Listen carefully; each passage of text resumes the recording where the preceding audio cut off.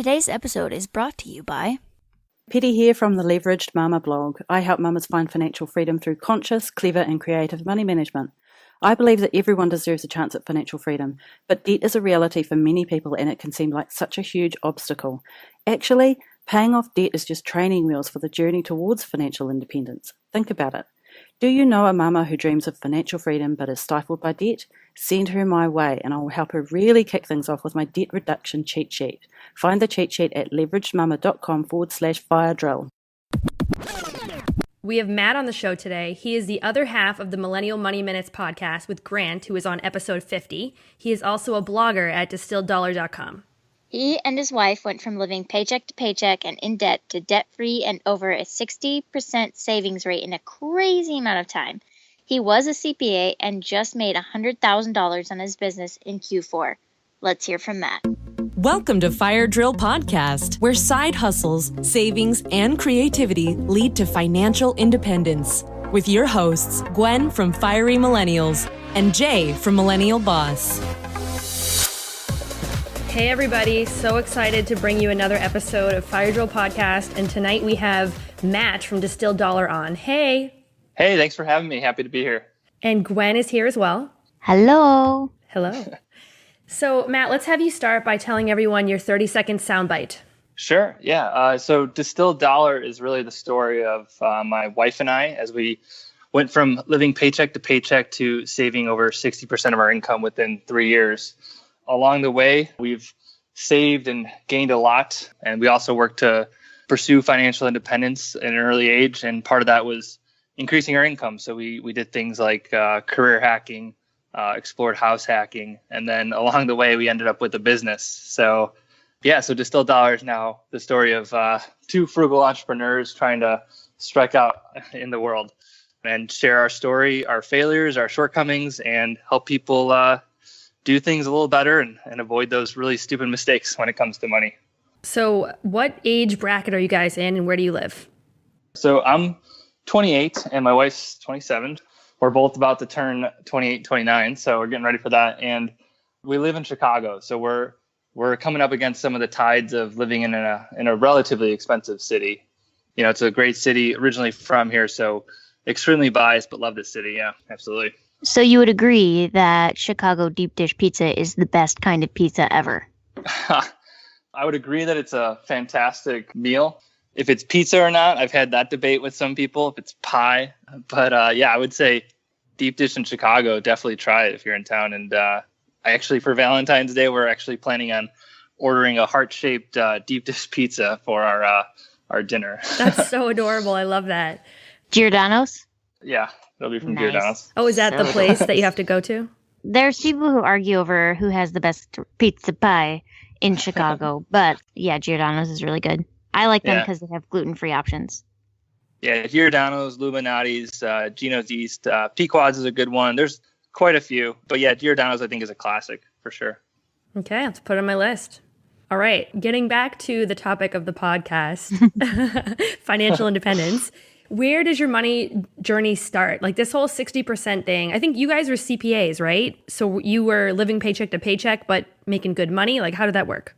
Yeah, so I'm a CPA. I'm a licensed CPA. My wife, she has a hospitality and a project manager background. But yeah, I mean, the journey starts really back in college. I just took my first finance class and really enjoyed some of the concepts and I wanted to learn more. And so I think like a lot of people who have older brothers, I basically just asked my older brother, hey, where can I learn more? And he recommended this Warren Buffett biography, and it completely changed my entire perception of money and wealth and financial independence. And I remember one line in there was, by the age of 12, Warren had read over 100 books on business from the local library. And I was like, shoot, I am way behind the curve here. So I started reading a lot. And then a few years later, I discovered a biography of Ben Franklin. That's where my whole FI journey began because I read in there that he retired at the age of 42. This whole concept of retiring early just never even dawned on me that you could do that. And so sure, he started up a country. I don't have big ambitions like that, but this whole idea of gaining back your freedom and buying back your time just really hit me at a core level. So this was back when I was still studying to become a CPA and I was going through classes. So I would between CPA exams, studies, I would sort of take a break and do compound interest calculations for like 30 or 50 years and just really fascinated with the whole topic. But fast forward, graduating from school, I thought I had all the knowledge, but, once I actually struck out on my own, it was basically like I didn't actually have those habits formed. This was then when I was living paycheck to paycheck, living in Chicago, dining out a lot, spending a lot on drinks. And I had all the knowledge, but I wasn't actually putting it to use. I wasn't actually saving much money. And then I met my beautiful wife. We started dating and more doors opened up. She had a lot of anxiety around money, and we had to slowly bridge that gap and talk about things. But it was a patient journey. It took about 9 months for her to finally log into her account details and show me the loan balances. And so it's sort of building that trust over time. And that's basically where it starts, where we were living paycheck to paycheck. And over 3 years, we basically hacked our way to, make the system work for us, not against us, and tried every strategy you can think of to save an extra couple bucks and invest it for the long term. Wait, so how much did you guys have in total at the beginning in debt? Her student loans were just a little over $100,000. That was really terrifying. And for me, it was maybe 35 or 38,000. And then maybe a little bit of credit card debt. So just under 150, I would say, altogether. Yikes. Wow. Yeah. And so it was definitely, crippling, and it was scary. But, I remember sitting down and talking and just having those little conversations of, hey, each payment you're making isn't just money down the drain. At least you're paying down some of the principal, and slowly, you could see these add up. And over time, we started adding a little bit more to the balance payments. But yeah, it was definitely scary. And it's one thing to look at numbers from a black and white CPA perspective and plan out and forecast, but it's another to really dig in the weeds and have those difficult conversations about, what do you value about money? What kind of trips do you want to take? Should we buy this or that? It was a whole different learning experience, but, we came through it much stronger. It's sort of like that diversity builds character, and I would never have traded it for the world to have gone through that experience. Right. Yeah. And you recently got married, so congrats to that. Thank you. Yep. A little over a month ago now. So thank you. Nice. Appreciate that. Woo! Yeah. But it's funny. My husband and I were in the same boat where we were just dating and having these type of student loan conversations, and certainly awkward. I remember looking at his balance, looking at my balance, and comparing it. And luckily, we weren't too far off from each other. But it almost seems funny now that we're married, and not only are our finances combined that it seems funny, but it's also that amount, even though it was $100,000 in debt that we were in together, that's like a small amount of our total FI goal. So once you start working towards financial independence, it doesn't actually seem that bad. You just have to get over that initial shock factor. Yeah, I would absolutely agree. And for me and my wife on our journey, it was, the numbers didn't change overnight, but I saw, and I still remember that having that basically a half an hour conversation about it. And again, the numbers didn't change from one night to the next, really, but my wife's attitude and her perception of it really started to shift. And so each month when we saw those payments leaving, I know she got a lot more excited. Instead of, again, she viewed it as money down the drain and money going to this endless debt hole, this debt snowball that was just too large to ever conquer. And then all of a sudden she started realizing, no, these are, this is me chipping away at this giant tree that's going to tumble one day. And so she got a lot more excited about it. And so, yeah, it's crazy just having those conversations and the little shifts that can occur. So what are the 3 top strategies that you used to pay off that debt and then save 60% of your income? I'm assuming one of them is house hacking, but you guys went from paycheck to paycheck to saving. So how'd you do it? We did explore house hacking. What we ended up doing was within that realm, and that's one of the things that I was lucky enough where CNBC featured us and made a little video. But yeah, we decided to live big in a tiny home. So we went from a 3-bed, 2-bath to a 1-bed, 1-bath, 700 square foot condo that was right next to work. And that was by far the biggest strategy that ended up pulling in a lot of extra savings, because we were basically able to eliminate the need for a car, which in Chicago can easily run close to $10K a year, and parking alone will be over $1,000. We moved close enough where we didn't need a car. We actually didn't even need public transportation since we were so close. We just walked to work. And then the biggest part of that too was we were saving about an extra $1,000 per month if you looked at basically our neighbors and what people around us were spending on rent. We basically decided to live big in a tiny home. And those two strategies together with saving on housing and saving on transportation, man, that racked up an extra $25,000 a year for us. I estimated that this last year house hacking, I was able to save an extra $15,000 living in a small house and house hacking. Yeah, that's fantastic because I always go to the big three expenses for most people: housing, transportation, and food and dining out. And yeah, if you can hack your house situation, figure out, live with roommates or get into that scenario where you can have I think it's a riskier course, but if you know the market well enough, you can definitely buy, a 4-unit, rent out 3 of them, live in that 4th one, and really get into house hacking. So that was our biggest strategy, I think, overall. Another one that really helped us out too was we still prioritized investing as well as paying back the student loan. So I would focus on investing and was building up that habit. And over time, saving money from the tax code, it was easily at least $5,000 a year just from that alone too. So I know now you guys have hit the point where you're super savers. You've saved over $50,000, each year since 2016? So 2016, 2017, which is crazy. Yep. Starting in 2014, I made a big goal to double my savings rate. And from 2014, I failed. 2015, I failed. But yeah, 2016 was that year we woke up. We really started caring about every strategy and putting it into place. In 2016, we saved just over $50K. And then 2017, we got close to saving $100,000. You got woke. Yeah.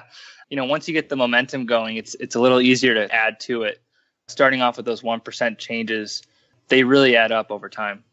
So now when you look at how your money is allocated among the different various accounts, it sounds like you're maxing out your retirement tax advantage accounts, and then you're buying mostly index funds, like the total stock market exchange index funds. Yeah, for us, we don't do anything crazy with real estate. So for me, I do recommend Vanguard's low-cost index funds. I know in general, I recommend, low-cost index funds, save money on fees. It's not the most sexy approach to investing, but it's passive. I like it. If Warren Buffett recommends it for the passive investor, then it's good by me then. Gwen, is that what you do too? Yeah, except for the real estate. It's pretty... I think I have 1.5% in bonds right now from when I first started out. But yeah, 99% of my investments are in low-cost index funds. Very nice. Yeah, for me, well, first I'll mention this. I use Vanguard too, and I use Vanguard solely for a very long time, specifically so I could invest in the VTSAX, which is Admiral shares for the total stock market index fund. And that's you get the best expense ratio, and yeah, it's a good one. But there's a $10,000 minimum. So whenever I'm recommending it to someone, I always have to think does this person have the $10,000 minimum or not? And someone told me that if you don't, Charles Schwab is cheaper. Do you guys know that? I could just chime in. Off the top of my head, the VTI does have ETFs that are as low as I think around $80-$90, but there might be a minimum to have the account held, maybe say $1,000. Because like you said, the Vanguard, the Admiral shares there are $10K, and I think the investor shares are $3K. And correct. I wouldn't be surprised because I've seen from Charles Schwab, I've seen from Fidelity, a lot of basically market pressure to lower the fees overall. And I think just this is a sign that consumers are active and they know what's up and they know that costs suck and they want to get rid of them. So I wouldn't be surprised to hear that Charles Schwab has something just as competitive. Mm-hmm. Yeah. And I also moved some of my money to Fidelity so I could take advantage of the solo 401k. So that was my big move recently, which has been cool. Can I make a confession? Yes. I don't have any money at Vanguard. Oh, wow. I believe that, though, because you said that you don't have a brokerage account right now. So, or an IRA. Wait, where are your IRAs? My IRAs, I moved them from Baird, Robert W. Baird, to Fidelity. All of my investing accounts are at Fidelity. Why don't you say anything? We talk about VTSAX so much. And this is the first time you've said it.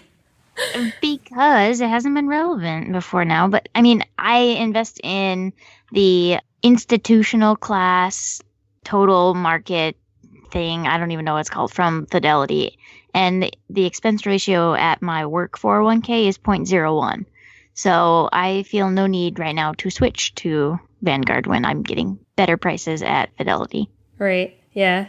I guess while we're on the confessions thing, I am an active investor as well. I invest in tech stocks. And I buy at least 5. Regularly. So, just throwing it out there. Shame. Yeah, I recommend that, less than 5% of a portfolio is more than happy to go into like a play fund. And I did the same thing back in the day with investing in Tesla. I still recall it went from 119 to 109 and I lost maybe about less than $100. But emotionally, I was a wreck. I mean, I was, like, why am I such an idiot for buying this stock? And for individual stocks, I think there's some benefit to kind of have those like emotional roller coasters. It kind of like builds in that intestinal fortitude for the long haul for investing. Yeah, and it is like 5% of my net worth, but my plan is to buy and hold them. And I think for me, living in Silicon Valley, it just makes you, it warps you a little bit. It's stuck with you forever. So I have to do it. I mean, it's just how I do it. But by the way, I want to mention that none of us on this Skype chat right now are tax professionals. So everyone listening should totally do their own due diligence and not listen to any of us or our recommendations. Consult your own tax advisors and professional financial people. Okay, so I took us on an investment asset allocation tangent, but I want to talk a little bit more about the type of work that you do. So you were a CPA. Well, you were a CPA, so you could technically have the ability to consult as a CPA. But from my understanding, your business is more entrepreneurship consulting. What do you sell? What's your thing? Well, I like to say I don't sell anything because I've been fortunate enough where people have kind of reached out and asked me to help them out with their products and services. So I'm still a licensed CPA, but like you said, it's not related to personal finance. So the work I've been doing for like my coaching and consulting for my clients is geared and focused on launching and developing a product or a service. So I've got some clients now that they're working on a book and publishing it, or they're working on a free email course or a premium sort of live event. So I've got clients all over the place, but yeah, it's all related towards, I'm kind of describing myself as a launch coach or consultant. So it's all related to getting out a product or service to the market and all around that. So helping entrepreneurs kind of expand their online presence and their business. So I think a lot of people want to do something like that, but they don't have anything right now. So how did you get from, you have this great story, you created a website, to now you are helping other entrepreneurs? Like, how did you get those skills? I think I lucked out because from my CPA background, from my first week on the job out of school, I ended up in a consulting job. So it was never really like those long hours of busy seasons. It was always project-based, client-focused. And so it was a lot of short-term projects that would be, weeks at a time or a couple months or 6 months. And if anyone's familiar with tax planning and compliance, you know that it's usually 315, 415, 915, 1015. You kind of have these yearly cycles. So for me, I was kind of always exposed to that on the fly, looking for that next engagement, learning how to assess, how to scope an engagement, trying to find those areas, those like white paper type of meetings. So I kind of developed that consulting mindset just right out of school and had some great mentors along the way.